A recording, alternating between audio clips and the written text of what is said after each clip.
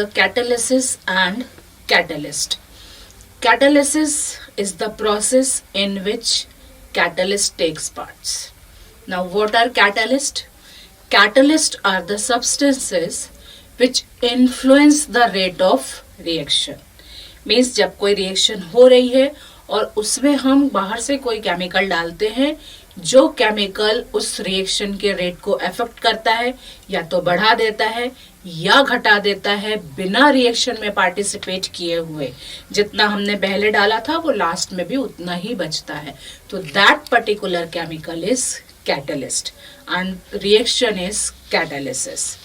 Now, the first time this catalyst word is used by Berzelius in 1935. Catalyst के बारे में Berzelius साहब ने बताया था in 1935.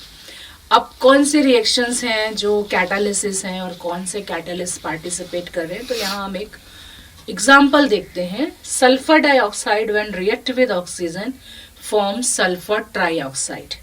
तो reaction is 2SO2 plus O2 gives 2SO3. अब यहाँ जो एरो के ऊपर लिखा है NO, nitric oxide, it is catalyst और in the presence of NO reaction का रेट बढ़ जाता है, रिएक्शन फास्ट हो जाती है. तो जनरली जो कैटलिस्ट वर्ड आता है उसका मतलब कि जो रिएक्शन के रेट को बढ़ा दे, जनरली, पर ऐसा हमेशा नहीं होता है. अब on the basis of physical state catalyst are of two types.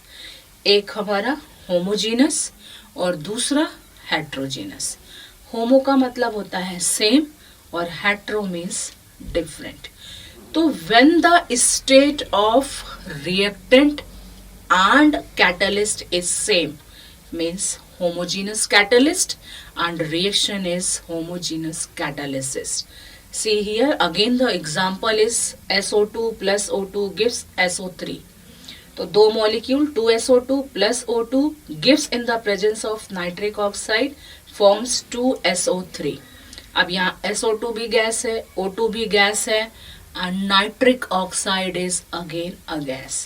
Means the state of catalyst and reactant are same, homogeneous. Now the next example is heterogeneous. Heterogeneous मतलब जब reactant और catalyst की state अलग अलग हो जाए. See example, N2 plus 3H2 gives in the presence of Fe, catalyst है, forms 2NH3.